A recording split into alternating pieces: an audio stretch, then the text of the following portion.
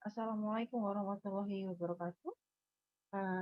Untuk rekan-rekan mahasiswa yang mengambil sistem informasi manajemen, eh, untuk dalam kita melihat bagaimana teknologi informasi dalam bisnis dan pengambilan keputusan, sebenarnya sih kalau saya bilang, apalagi Anda adalah anak sales, sepertinya Anda sudah mulai bermain-main dengan sistem informasi tanpa Anda sadari seperti itu. Dan pengambilan-pengambilan keputusan dalam kan dia main game. Ada ketika melakukan main game, saya nggak tahu namanya apa ya mainnya. Yang jelas itu main tembak-tembakan seperti yang saya sering melihat anak saya melakukan. Dia mengarahkan ke kiri atau ke kanan untuk apa namanya si yang merepresentasikan dirinya, lalu kapan itu akan melakukan tembakan segala macam. Lalu pada bisnis Anda bisa lihat itu semua di Tokopedia. Bagaimana Anda kemudian misalkan mencari sesuatu di Tokopedia, misalkan Anda ingin mencari buku sistem informasi manajemen karangan karangan Niken mungkin seperti itu. Anda mencarinya, lalu kemudian Anda ketikkan. Nah, ketika Anda mengetikkan suatu data yang berupa huruf maupun angka, itu dikatakan sebagai data. Data apa? Itu data semantik. Jadi rangkaian-rangkaian dari data, dari huruf itu yang kemudian dicari oleh si sistem informasi ini di dalam pencarian data-data yang ada dalam big data mereka dari konten yang. Lalu kemudian setelah itu misalkan Anda ketemu, lalu ada berbagai macam juga si penjual yang menjual buku. Ada 10 toko yang menjual dengan ragam harga yang berbeda ya. Tapi sebelum masuk ke sana, saya akan kembali lagi untuk mengulas apa itu informasi, kemudian saya akan mampatkan lagi ke dalam pengambilan keputusan. Lalu dengan harapan saya ke depannya adalah Anda mampu dan bisa untuk melogika bagaimana sistem informasi ke dalam suatu bisnis. Saat ini yang saya inginkan adalah Anda untuk mulai melihat e-commerce tersebut. Untuk tugas Anda bisa memilah mulai dari sekarang buat per kelompok ya, uh, lakukan penugasan berdasarkan keinginan dari konsumen, misalkan pencarian data untuk penggolongan atas produk-produk. Nah, Anda akan lihat banyak sekali macam produk-produk yang ada di Tokopedia itu, dari misalkan kebutuhan barang sehari-hari sampai dengan produk yang lebih spesifik ke arah hobi. Misalkan kalau laki-laki di sini adalah hobinya tentang motor atau mobil atau gadget elektronik dan segala macamnya, semua ada di sana. Nah, Anda ulas itu satu, lalu kemudian Anda juga bisa mengulas harga. Ini saja, lebih mudahnya Anda masuk di filter ya, di filter yang ada di Tokopedia. Lalu Anda ulaslah itu. Setiap filter itu ada maksudnya.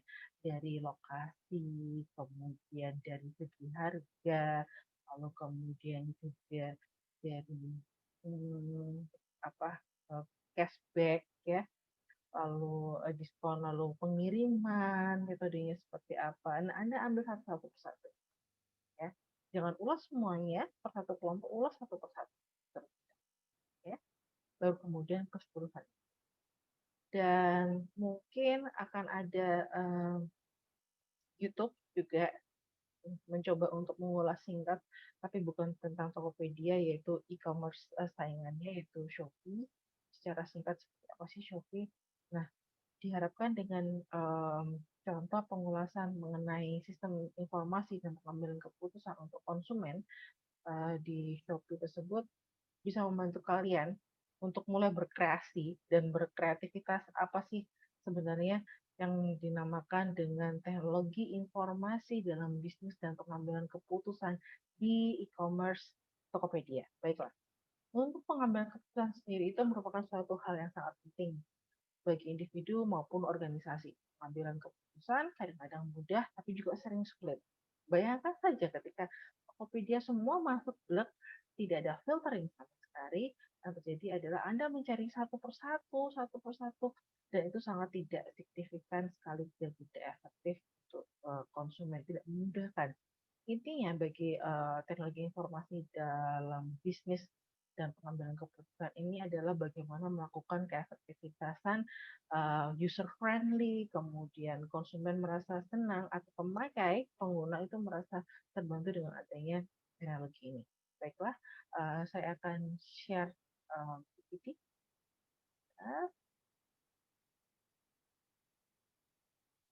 Oke, saya putar. Oke, ini adalah ini merepresentasikan kalian eh kita bermain juga sekarang ini ada kok zaman dulu layang-layang sudah layang-layang, sekarang ada layang-layang virtual seperti itu, lalu buku juga semua serba virtual, dan ketika Anda masuk di dalam satu perpustakaan ataupun satu toko buku virtual, Anda cukup mencarinya saja judul atau kata kuncinya dari judul itu, lalu pengarangnya siapa, tinggal Anda cari dan Anda ketik, lalu sistem akan mencarinya itu dan secara otomatis akan terpampang di gadget ataupun di komputer Anda. Itu namanya automatic vision system ya, atau OA. Namun kita kembali lagi, sekali lagi apa itu informasi? Menurut Raymond McCoy, ya, informasi adalah data yang diolah menjadi bentuk yang berarti bagi si penerima, yaitu user, dan bermanfaat untuk pengambilan keputusan di saat mereka saat ini, ya kan? Misalkan tadi membuka perpustakaan, itu kan masuk ke dalam perpustakaan virtual, lalu ataupun masa yang akan datang ketika dia akan masuk lagi ke dalam perpustakaan virtual untuk mencari buku yang baru lagi. Lalu kemudian McFly dan Friends mengatakan bahwa informasi dinyatakan sebagai data yang telah diproses sedemikian rupa sehingga meningkatkan pengetahuan seseorang yang menggunakan. Hal ini sama seperti kalian sebenarnya, contoh simpelnya aja ketika Anda melakukan filtering validasi data pada SPSS atau Excel. Anda bisa melihat itu. Itu adalah bentuk cerminan bagaimana automation system itu ada di sana. Saya contohkan di Excel. Semoga saya masih Excel, saya stop share sebentar.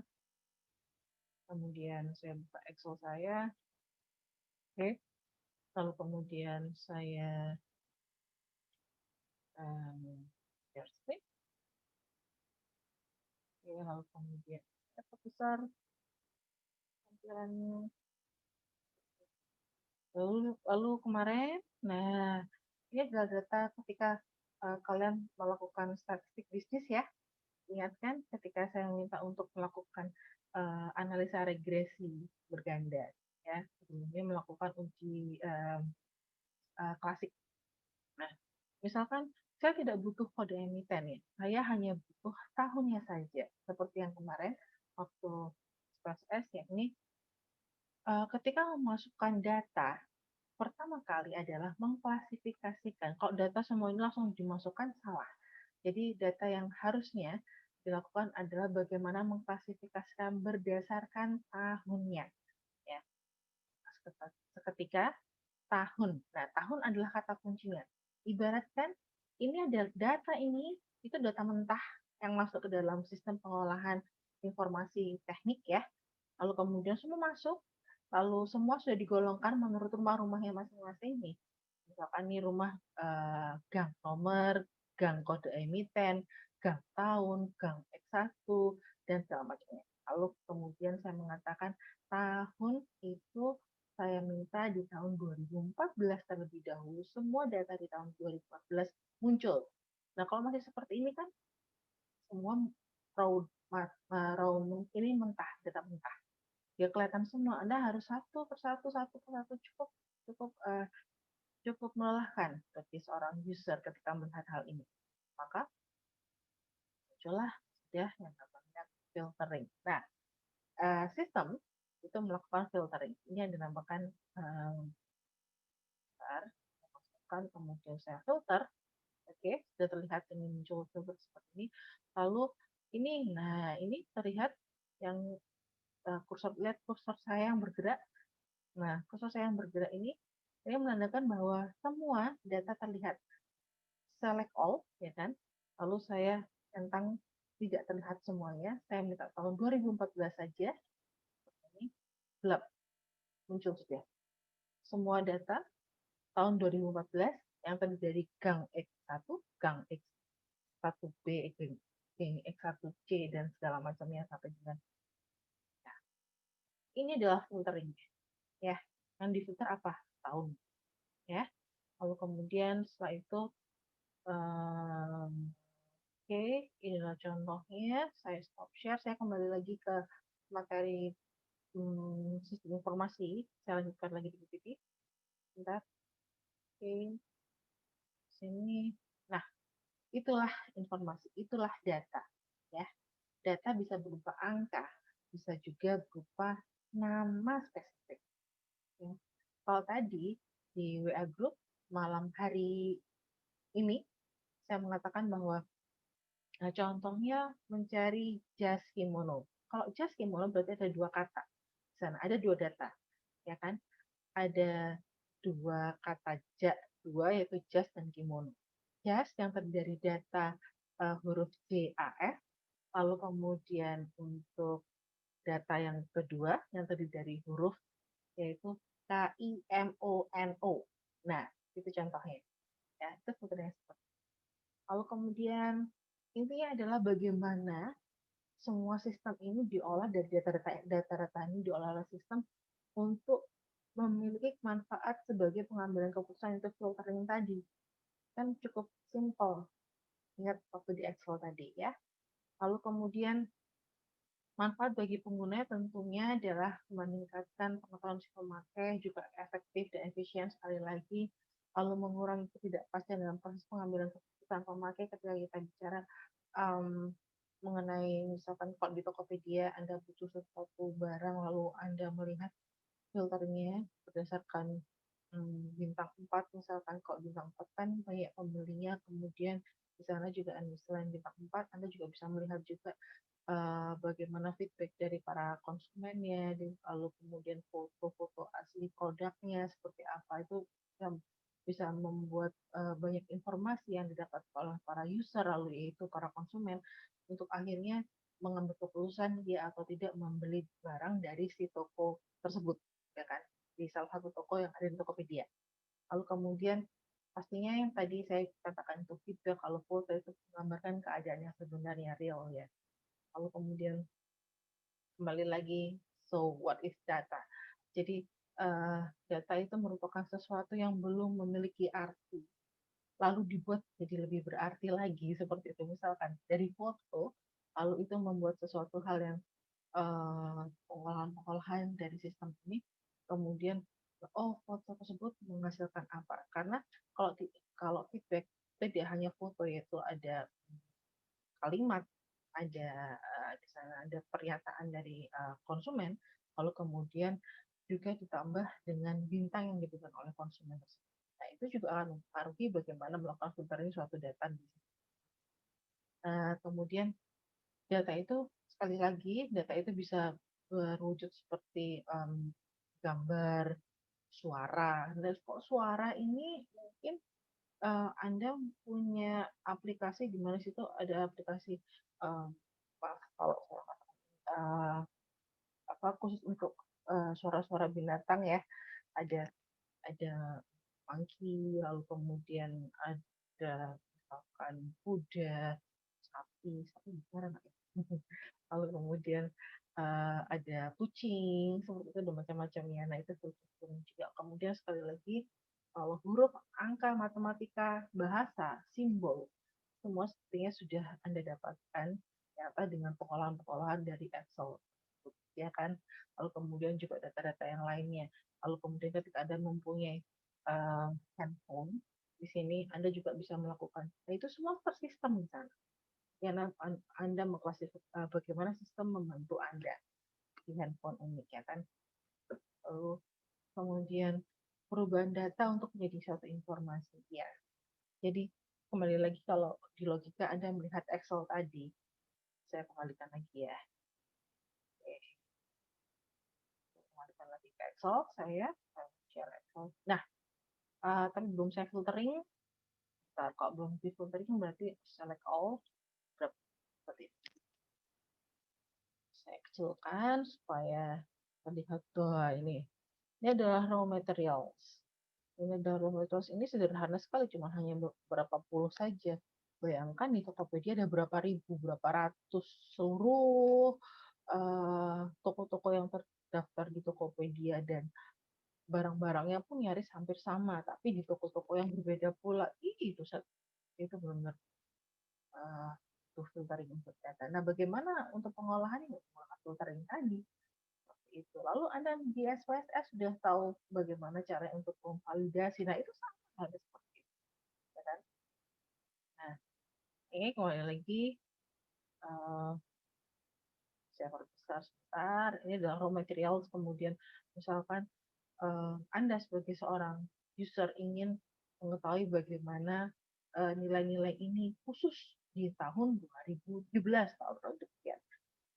Ini lalu tahun 2017, klik, dah, keluar deh tahun 2017, seluruh angka di tahun 2017. Ya, contohnya. Logikanya seperti itu. Kembali lagi saya share untuk PPT. Nah, tindak lanjut setelah disusunnya suatu perencanaan informasi. Nah, karena itu diperlukan sekali lagi, kalau informasi itu kan muncul semua masuk grup gitu. Taruhlah Anda sebelum melakukan Excel, Anda wajib, Excel itu dari mana sih data itu? Kalau data keuangan didapatkan dari laporan keuangan kan?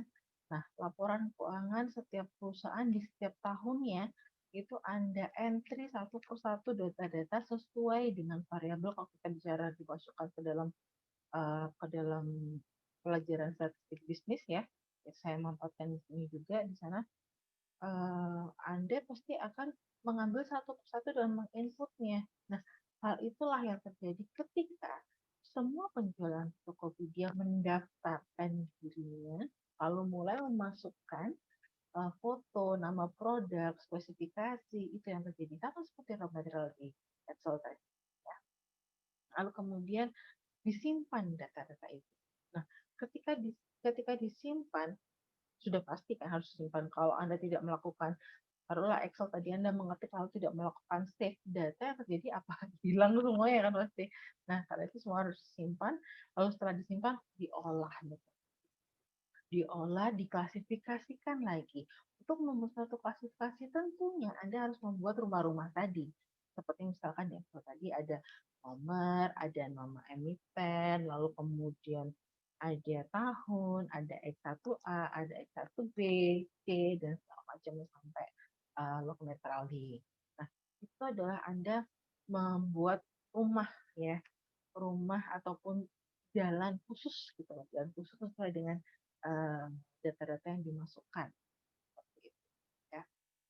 Lalu kemudian sistem informasi ini bertujuan untuk memberikan informasi. Sekali lagi itulah yang dikatakan sistem informasi. Saya mengatakan bahwa sebenarnya kalau kita melogika bagaimana sistem informasi itu memberikan informasi, Anda, saya sudah bisa logika, melogika alur sebenarnya seperti itu ya. Lalu ketika masuk ke dalam suatu bisnis, Anda pasti akan memikirkan ada apa di dalam bisnis. Secara struktur organisasi, di sana ada manajemen tingkat bawah, menengah, atas, hingga para direksi. Ya.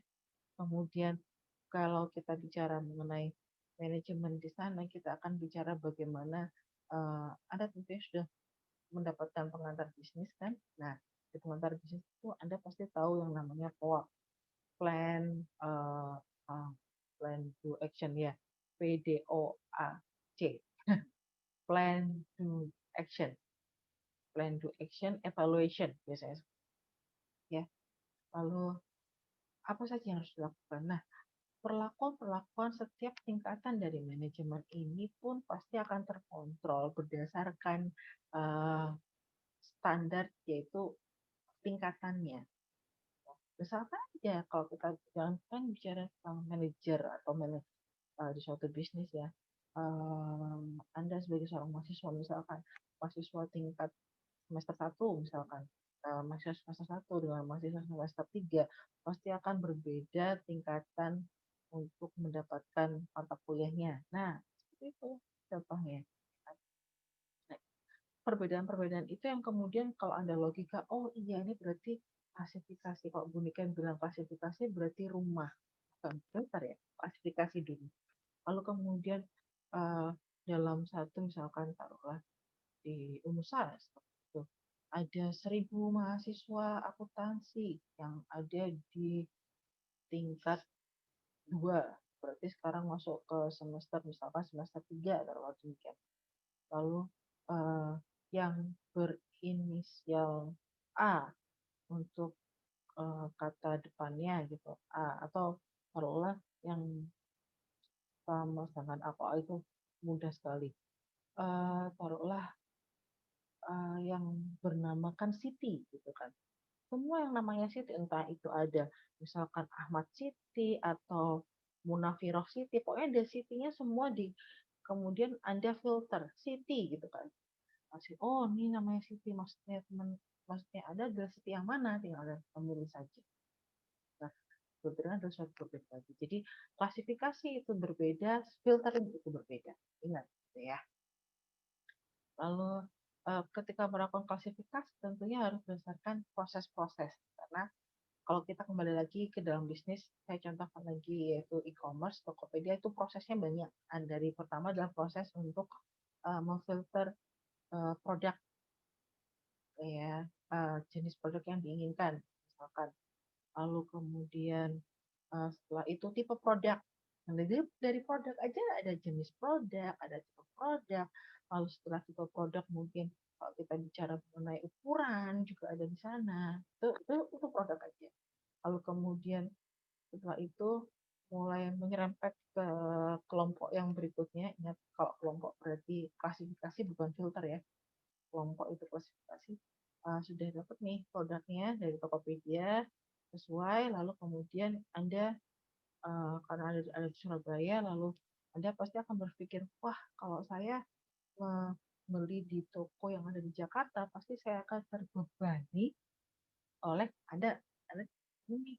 Kalau kita melogika Anda sebagai seorang konsumen ya, saya akan terbebani biaya pengiriman dari Jakarta ke Surabaya, dan itu akan menambah harga menjadi jauh lebih mahal. Oleh karena itu, Anda akhirnya melakukan filtering di kelompok berikutnya. Setelah jenis produk itu sudah dapat, tipe produk sudah dapat, ukuran produk sudah dapat juga, Anda mulai masuk ke merambah ke kelompok berikutnya, yaitu kelompok lokasi. Lokasi apa? Lokasi toko. Lalu kemudian setelah lokasi toko, Anda dapatkan lagi, itu pasti raw material lagi dan keluarnya gitu kan banyak. Mau nggak mau Anda melakukan filtering lagi berupa misalkan harganya berapa. Nah, sudah mulai masuk kelompok berikutnya lagi. Tadi ada jenis produk untuk produknya aja. Lalu kemudian ada kelompok untuk lokasi toko. Lalu nyerempet lagi ke kelompok berikutnya yaitu kelompok harga. Nah, ya, itulah bagaimana suatu proses. Lalu kemudian, tapi ini belum pengambilan keputusan, ini masih filtering aja. Kemudian setelah itu, akhirnya si konsumen merasakan bahwa oh iya, saya akhirnya memilih di ada 2 toko yang sama-sama menemukan bintang 4-nya, lalu harganya pun mungkin serupa, misalkan 64.500 kalau demikian ya. Lalu kemudian tinggal Anda mereview lah. Mereview apa? Mereview feedback yang diberikan oleh calon pernah menjadi konsumen mereka gitu kan. Lalu antara A dan B toko. Toko A eh, sama banyaknya mendapatkan review seperti toko B gitu kan. Dilihat dari bintangnya semua 4, berarti reviewnya bagus. Lalu Anda lihat kok review bagus, untuk apa Anda lihat? Anda mencari review yang jelek dong, yang buruk ya kan. Lalu klik yang angka 1 misalkan demikian. Atau jangan kan gitu, ketika misalkan tidak ada yang mereview buruk, tapi anda kan Anda butuh masukan yang mana yang lebih bagus gitu kan. Anda kemudian klik misalkan foto seperti itu. Anda bisa lihat, oh saya seperti ini. Lalu kemudian ada tanggal, oh, ini tiba-tiba di foto di toko B ternyata kok tertekuk gitu. Misalkan ada penipuan terlipat gitu kan produknya. Karena terlipat akhirnya jadi cacat produknya, kita sampai ke konsumen gitu. Nah, itu menjadi salah satu, oh iya ini pengambilan keputusan. Akhirnya saya akan mengambil di toko A saja yang reviewnya jauh lebih bagus dibandingkan toko B. Itu adalah bagaimana kemudian membantu si konsumen dalam melakukan perencanaan pembelian barang atau produk. Lalu sistem informasi manajemen kita kita melihat di dalam satu perusahaan besar ya, dalam satu bisnis perusahaan besar, ini kita mulai dari data terlebih dahulu. Semua data masuk urut gitu kan. Lalu kemudian ini dikelompokkan nih berbagai dari tingkat pelaksanaan tadi kan. Kalau tadi saya contohkan misalkan di sini ukuran dari produknya, lalu kemudian ini lokasinya, kemudian yang ketiga di atasnya adalah harganya gitu kan. Lalu ini yang dalam melakukan pengelompokan ini juga dibutuhkan suatu pemikiran tertentu juga. Jadi membuat suatu sistem informasi itu dibutuhkan yang namanya logika, bagaimana Anda menjadi user, Anda menjadi si pengguna sistem informasi ini. Kalau kita bicara Tokopedia-nya yang apa namanya, memikirkan bagaimana kita menjadi seorang konsumen, apa saja yang kemudian menjadi bahan pemikiran dari konsumen tersebut. Lalu kumpulan data ini kemudian dikumpulkan berdasarkan kelompok-kelompokan tadi, lalu disesuaikan lagi berdasarkan tingkatan posisinya. Lalu selanjutnya, ketika tingkat manajemen suatu data untuk yang ada bicara informasi yang ada hubungannya dengan nanti akan merambah pada suatu keputusan, jadi tinggal masuk aja dan pilihlah dan lakukan filtering, validasi data, sudah selesai akhirnya gitu suatu keputusan. Ya. Nah, ini adalah gambaran aja bagaimana kita melihat di level kegiatan operasional dari suatu perusahaan. Kalau kita cari perusahaan bukan seperti dia saja ya, bukan konsumen saja nih, bagaimana proses transaksi untuk level kegiatan operasi misalnya. Lalu setelah kita bicara di perusahaan yang Tokopedia, ya, proses-proses transaksi yang terjadi sekarang tanggal berapa ya? Sekarang masuk dini hari, di hari Kamis tanggal 19 November 2020 misalkan seperti itu. Nah, di tanggal 19 November ini ada transaksi apa sih? Ada kegiatan apa di Tokopedia itu, dan semua masuk di dalam data berdasarkan uh, waktu dan tanggal. Hal ini sama seperti ketika Anda pernah membuat Google Form tidak? Google Form yang ada hubungannya dengan, kalau Anda pernah membuat Google Form dengan absensi, pasti Anda akan bisa melihat Google Form tersebut. Kita bicara sistem informasi, kita bisa juga dengan Google Form. Ini adalah suatu bentukan juga bagaimana kemudian si user atau yang melakukan present ini adalah kan mahasiswa gitu kan. Mahasiswa melakukan presensi, memberi namanya, itu akan terlihat di mana di Google Form, di bagian respon akan terlihat waktu-waktunya kapan saja kalian memasukkan data. Siapa yang lebih cepat memasukkan data itu kelihatan banget di Google Form. Ya. Lalu, nah itulah muncul yang namanya manajemen pengawas kegiatan karyawan, misalkan, jadi terlihat sekali. Kalau kemudian manajemen tingkat menengah ini akan juga seperti mengawasi kegiatan-kegiatan berikutnya. Lalu untuk manajemen tingkat yang di atas, dia akan melakukan perencanaan strategi seperti misalkan perencanaan strategi yang ada kaitannya dengan kebijakan, masuklah saja ketika saya contohkan saja 11-11 ya, kegiatan kegiatan dalam organisasi yang ada hubungannya dengan pemasaran misalkan ya. Kalau kita lihat kegiatan 11-11 di Shopee itu juga pada jam, misalkan pada jam 11 menit ke 11 itu wow, muncul tuh harga-harganya berapa aja untuk produk-produknya yang lain. Pada saat sebelum jam 11 pukul pukul 11 menit ke 11 produk itu tidak terlihat harganya berapa. Hanya mungkin satu lalu x x x x x gitu kan, atau 4 x x x x. Lalu ketika menit itu muncul deh harganya. Wah, lalu kemudian pasti konsumen se-Indonesia Raya yang tahu tentang adanya kegiatan pemasaran di Shopee itu pasti akan, wah pada menit itu udah langsung mereka standby sebelum sebelum sebelum 11.11 itu, mereka pasti udah standby di menit-menit itu sebelumnya, 2 menit, 3 menit sebelumnya mereka pasti akan berpikir bagaimana suatu kendala yang terjadi dalam hubungannya dengan jaringan, kan ada lag di jaringan tersebut misalkan, wah kita masuk itu tinggal mereka langsung tik, wah telepon langsung tutup. Nah, itulah bagaimana perencanaan dalam suatu sistem.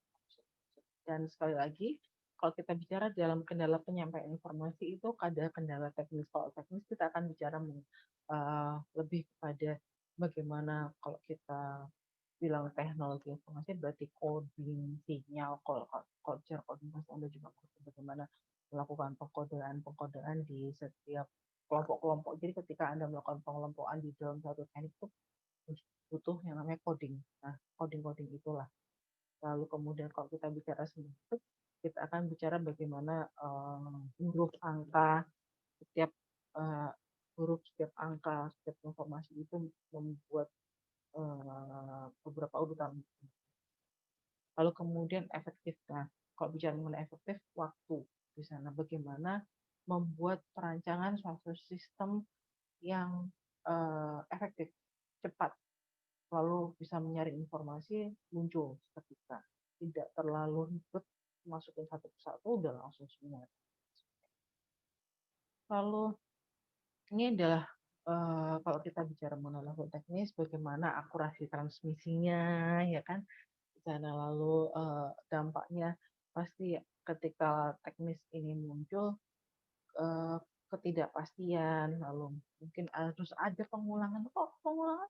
Seperti misalkan Anda melakukan presensi nih, presensi lagi, presensi contohnya aja, karena Anda sudah pasti melakukan itu kan, presensi online, lalu sinyal terkendala, lalu Anda mengatakan bahwa saya masih baru memasukkan nama dan NIM, belum handphone, lalu tidak bisa mengisi kembali, lalu diminta untuk melakukan mengulangi, diminta untuk mengulangi kegiatan absen dari awal. Itu akan pengulangan. Ya. Lalu kemudian level semantik ini, nah ini mulai bagaimana kesesuaian maknanya. Nah, kayak tadi saya katakan misalkan jas kimono, nah itu bagaimana kesesuaian makna jas kimono di dalam data yang masuk di Tokopedia, ya kan? Dan pastinya ini ada hubungannya dengan keefektivitasan suatu data ketika muncul seperti itu.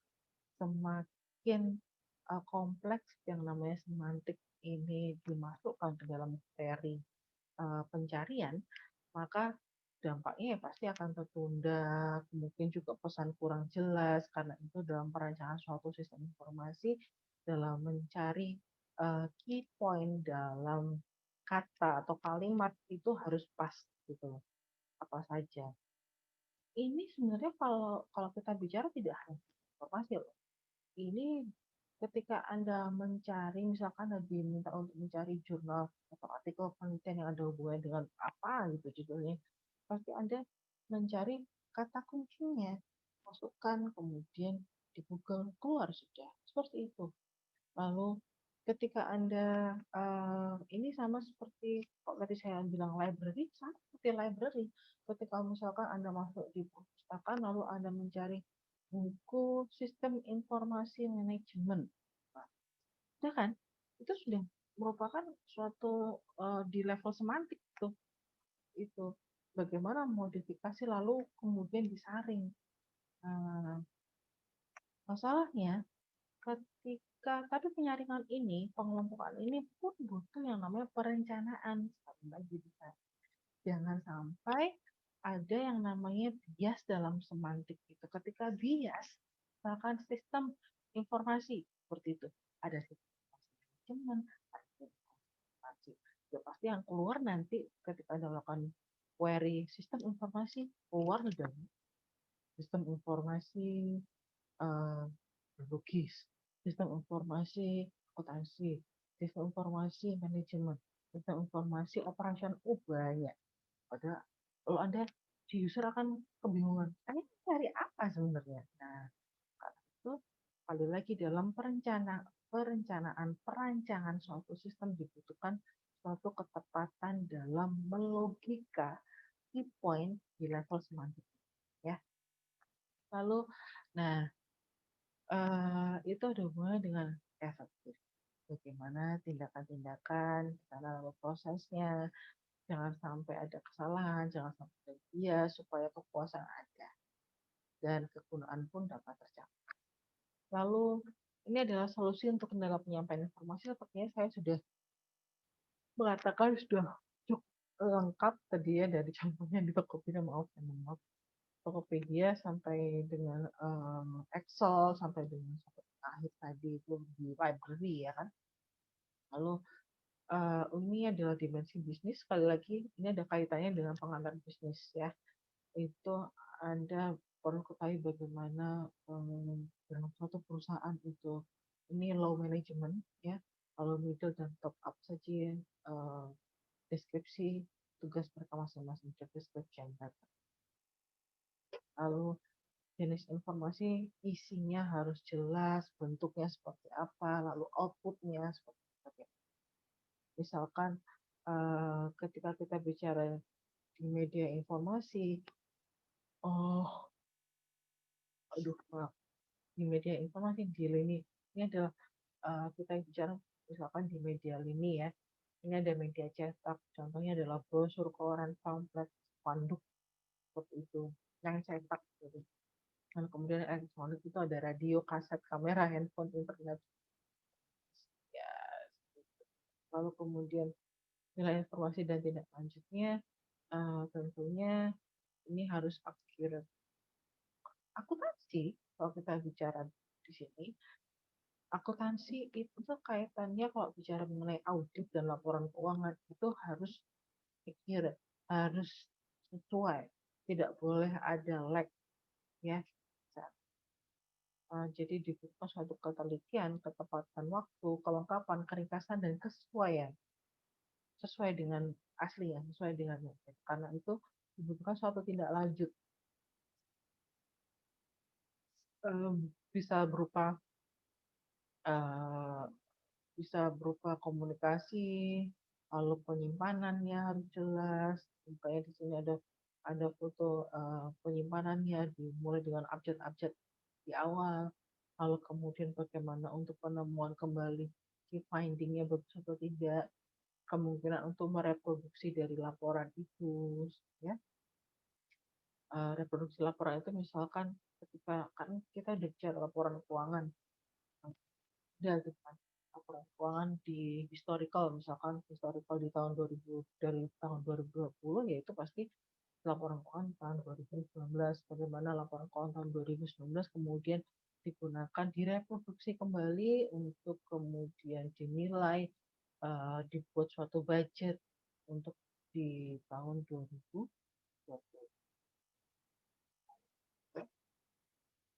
Jadi apa itu sebenarnya teknologi informasi? Teknologi informasi bisnis adalah teknologi yang merupakan suatu alat yang digunakan manajer untuk mengatasi berbagai macam perubahan.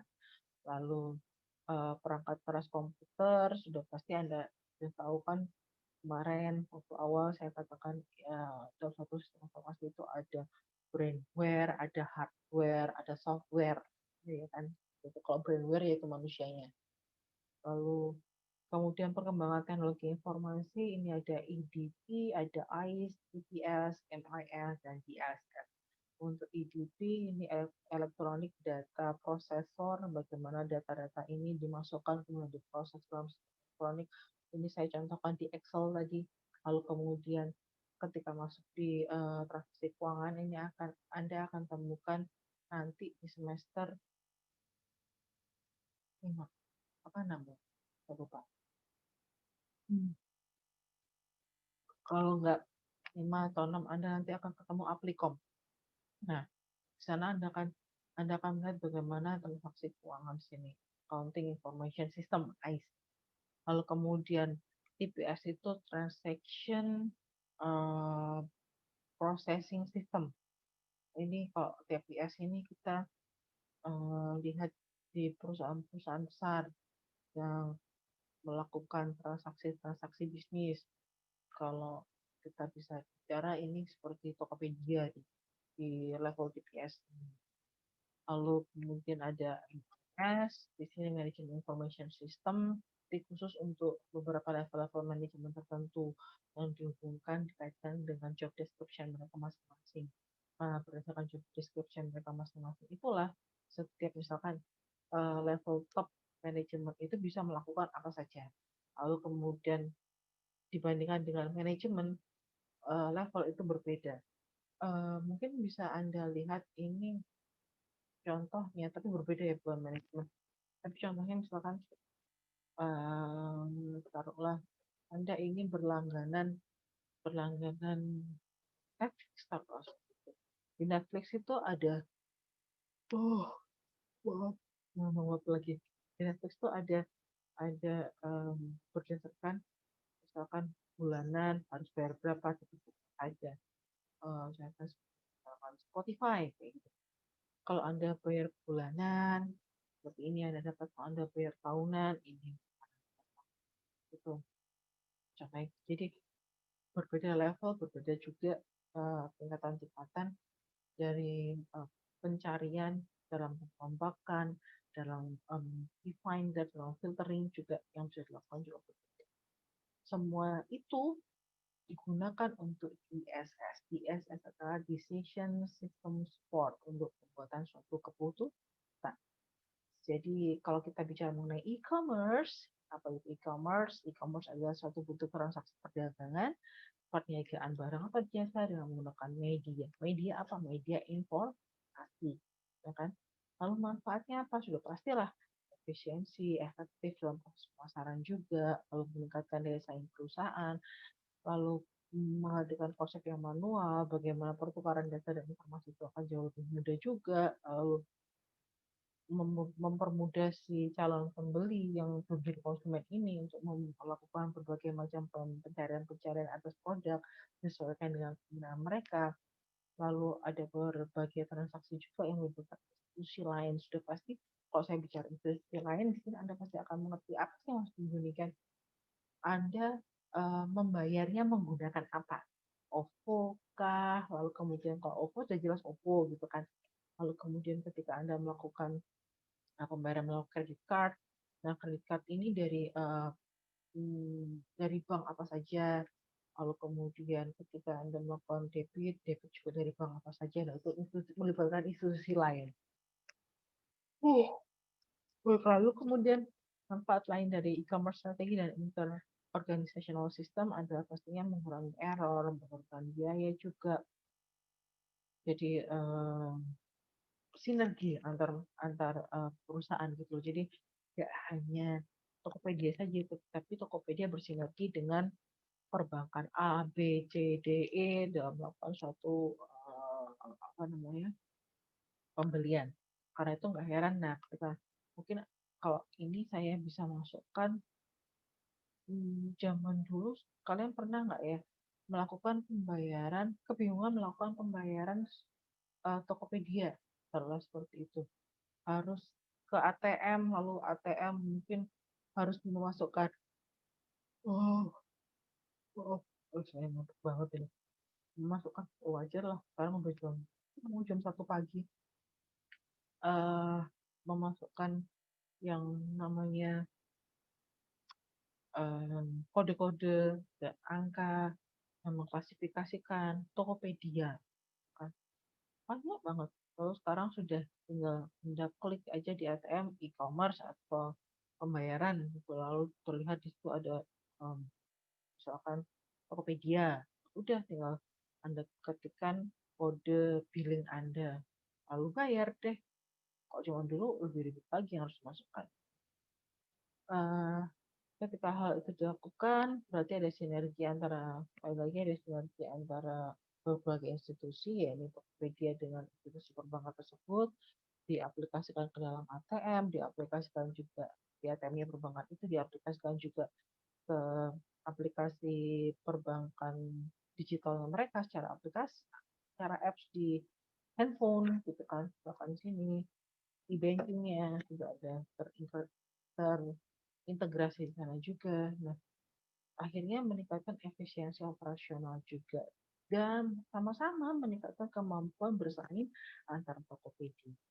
Persaingan nih Tokopedia dengan sesama e-commerce-nya, lalu kemudian perbankan dengan sama perbankannya. Ini menciptakan value lebih antara yang terjadi karena sinerginya transaksi pembayaran antara Tokopedia dengan perbankan A. Itu sehingga ada berbagai pelanggan juga akhirnya terklasifikasi secara otomatis di sana. Pelanggan yang dari uh, perbankan A gitu kan akan jauh lebih merasa tingkat kenyamanan dalam melakukan transaksi ini ada semua, sehingga mereka kecenderungannya untuk lebih memilih Tokopedia dibandingkan e-commerce yang lain, misalkan seperti itu. Lalu selanjutnya dari perusahaan yaitu tentunya adalah kepuasan pelanggan yang berikutnya yaitu pelayanan.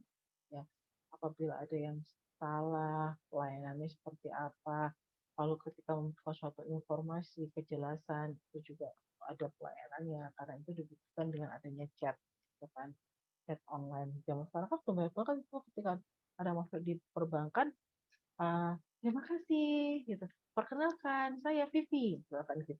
Vivi dari perbankan, Vivi apa? Seperti itu misalkan. Nah, ya, semuanya sudah digitalisasi. Lalu kemudian e-commerce strategi and business dan customers sudah pasti. Kok saya bicara tadi sudah masuk semua sebenarnya. Yang pertama ada digital product, ini ada software design dan itu kemudian physical product itu barang-barang fisik yang kita bisa pegang. Lalu kemudian virtual versus hybrid sales itu ketika kita bicara bagaimana kombinasi antara penjualan melalui suatu internet ya, jadi berbeda dengan penjualan melalui pasar yang sebenarnya.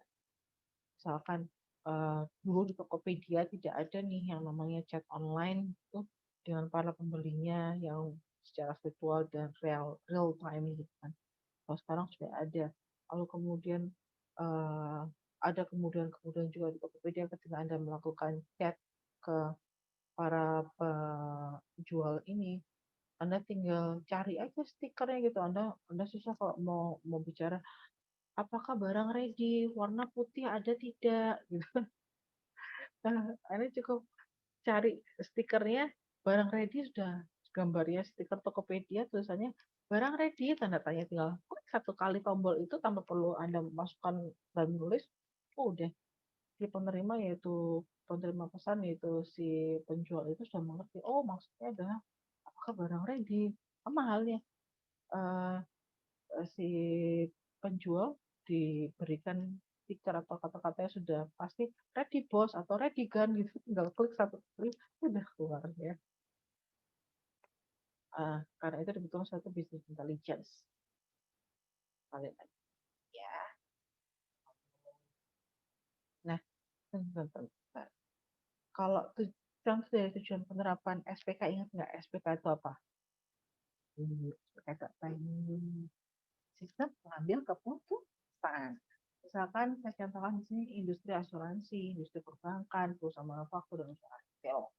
Contohnya kalau industri asuransi adalah menentukan pola penutupan asuransi misalkan, lalu deteksi ketika kemungkinan kecurangan fraud atau kemungkinan adanya sakit gitu di salah satu konsumennya mereka, lalu kemudian ketika masuk di industri perbankan contohnya memperbaharui profil atau data dari nasabah, ganti nomor handphone misalkan seperti itu ya.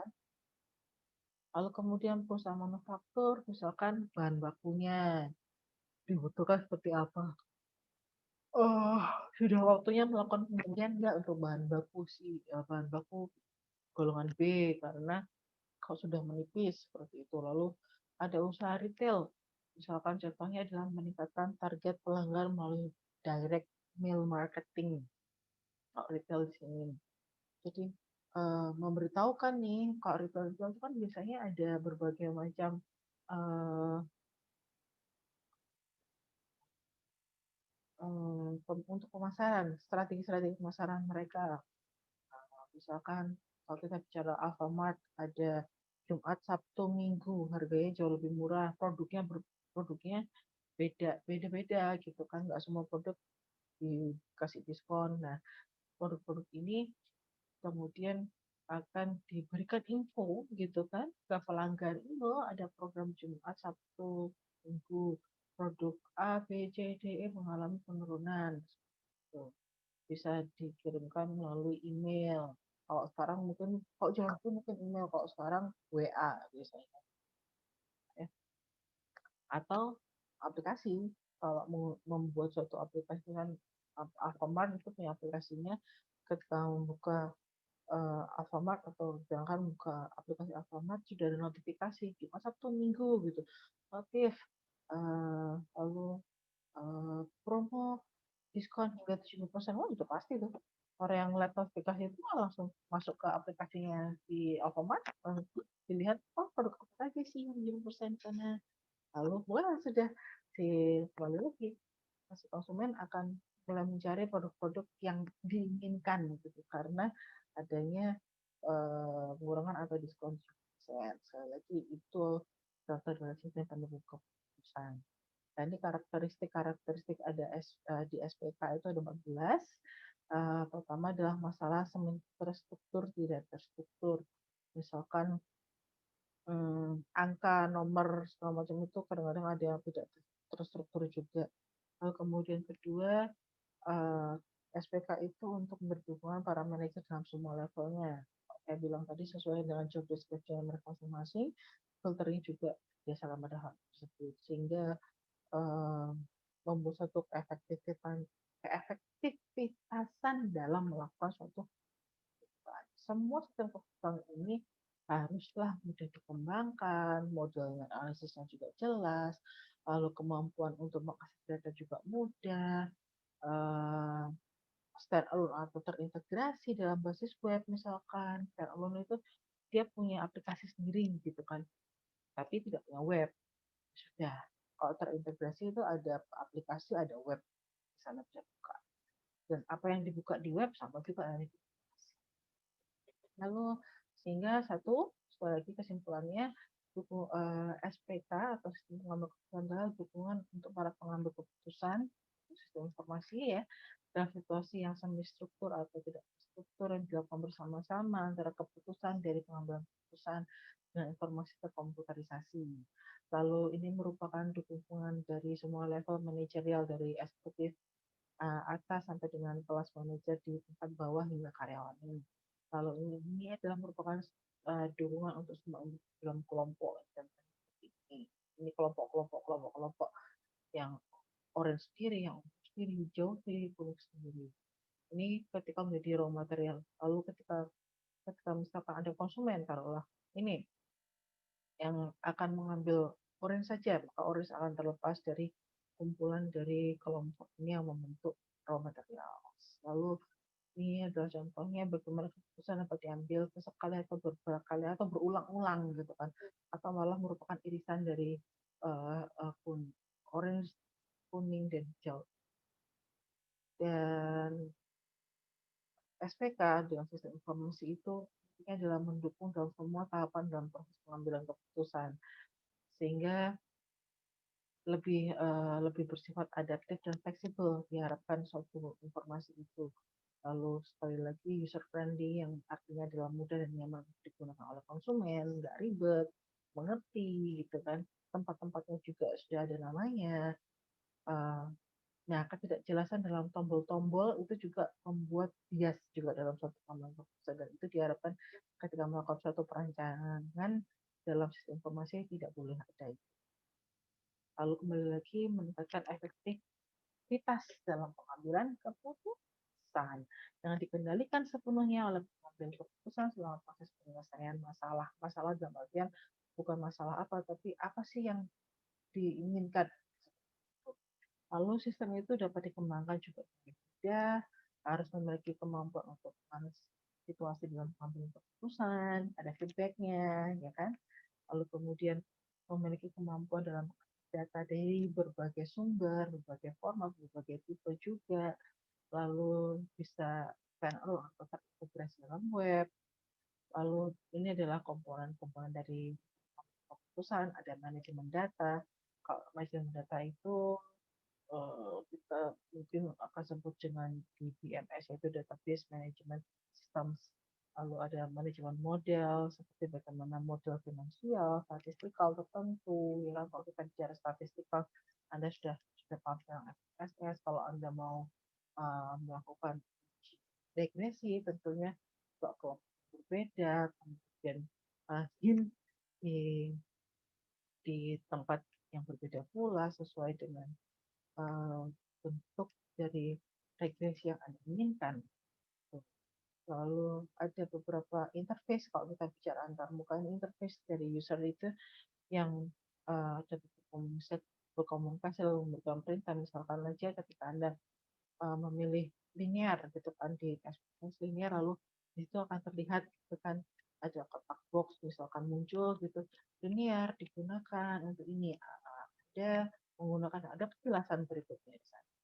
Karena itu yang dinamakan sebagai manajemen pengetahuan bagaimana sistem. Masuk ke nomor 4 nih, dari sini nomor 4 akhirnya sekali lagi mendukung komponen-komponen step tadi kan, untuk mengambil satu keputusan. Lalu ini adalah model konseptual dari decision support system. Untuk pemakainya dia harus ada interface dengan pemakai, misalkan nama, kemudian password, data semua tersimpan. Lalu data eksternal dan internal yang dicari ini macam-macamnya, kemudian masuk diklasifikasikan dengan data, lalu model yang disebutkan juga, kalau keuangan ya keuangan, berdasarkan dan job desk masing-masing, lalu kemudian ada manajemen operasional, ada manajemen publik juga di sana mungkin, lalu kemudian ada manajemen sumber daya manusia. Yang dibuka itu pasti berbeda. Orang finansial tidak akan bisa membuka data-data di manajemen sumber daya manusia. Pasti berbeda ternyata. Satunya lagi uh, nama. Kalau kita bicara SDM, ada nama, ada gender di sana, lalu kemudian ada kemampuan secara akademik dan segala macam. Ya. Lalu dalam merancang dan menggunakan SPK ini, sistem mengambil keputusan, dikenal 3 tingkatan teknologi yang berupa perangkat pers dan perangkat lunak. Ketiga teknologi ini disebut sebagai SPK spesifik atau SPKS, lalu generator SPK, ada tools SPK juga. Ketika Anda melihat gambar ini, sebenarnya ini ada alur gambar di mana sistem informasi itu memberikan informasi, misalkan dari pembangkit SPK ke masing-masing nih pentolan-pentolan ini 1, 2, 3, 4. Lalu ternyata antara merah dan biru saling terintegrasi satu sama lain, tapi dikelompokkan dulu. Ini adalah final product untuk aplikasi SPK yang menyelesaikan pekerjaan yang kita inginkan. Contohnya adalah Houston Minerals. Ini membuat sistem pengambil keputusan untuk menganalisis joint venture, misalkan yang Korea, kelompok joint venture saja. Lalu kemudian, nah ini ada Excel di sini, yang masuk di sini ada pembangkit dari SPK, generator SPK ini. Dan ini software sebenarnya yang terintegrasi dari data-data itu kemudian bisa diolah gitu kan. Ada Lotus juga di sini, SPSS juga harusnya masuk di sini juga. Lalu kemudian perlengkapan dari SPK. Lalu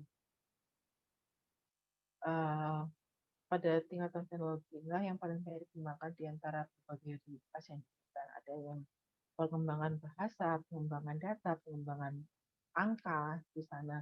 Lalu bagaimana peningkatan masih dari bayangkan saja kalau Anda lihat di SPSS kan, Anda dari angka-angka kemudian muncul angka yang buat suatu keputusan, lalu di bawah dari tabel, atau kita bicara output SPSS, ya tabel berupa angka, ya kemudian ada penulisan kata tertentu di sana, misalkan uji Lefors atau normal atau tidak. Lalu kalau bicara mengenai grafik berwarna, kita contohkan saja dari Excel yang Anda tuliskan di tabel-tabel itu bisa dibuat suatu grafik tertentu. Ya. Oke, ini sistem pengambilan keputusan di masa depan pastinya pasti berbasis visi, berbasis ya itu saya tambahkan ini berbasis gadget ini lalu terdistribusi satu sama lain juga. Kalau kita bicara SPK, maka di sana akan ada banyak aplikasi. Semua aplikasi yang ada di handphone pasti ada itu ada kaitannya dengan sistem pengambilan keputusan. Lalu kemudian dan semua produk SPK ini pastinya sudah mulai menggabungkan tools dan teknik-teknik dari artificial intelligence. What is artificial intelligence? Nah, silakan Anda kepo. Kita bicara mengenai artificial intelligence, contohnya saja kalau saya bicara negara Jepang. Nah, Jepang itu banyak sekali melakukan artificial intelligence. Indonesia sudah mulai melakukan. Tapi saya biasa menemukannya di tempat-tempat tertentu. Jakarta sudah mulai. Tinggal kapan saja Indonesia siap, AI akan muncul. Ya, baiklah. Terima kasih semua. Ini adalah akhir dari kita di sistem manajemen. Kalau kemudian tugas-tugasnya, mohon kalian melakukan penganalisaan, pengamatan di Tokopedia berdasarkan pada proses masing-masing. Ya, pengukuran proses masing-masing. Untuk pada awalnya Anda bisa menuliskan pengelompokan di Tokopedia gitu kan saja. Lalu Anda mulai nih proses transaksi, berarti Anda mengambil tentang proses transaksi. Proses transaksi karena misalkan ketika sudah melakukan pembayaran, nah mau melakukan pembayaran karena akan ada informasi juga si konsumen akan melakukan pembayaran dengan cara apa. Nah itu juga masukkan pengamatannya dan tuliskan uh, di sebelum hari Kamis minggu depan sudah cukup ya. Satu kelompok isi paling maksimal 5 orang. Terima kasih semuanya. Wassalamualaikum warahmatullahi wabarakatuh. Aduh jangan saya sampai bertemu di minggu depan. Wassalamualaikum. Terima kasih. And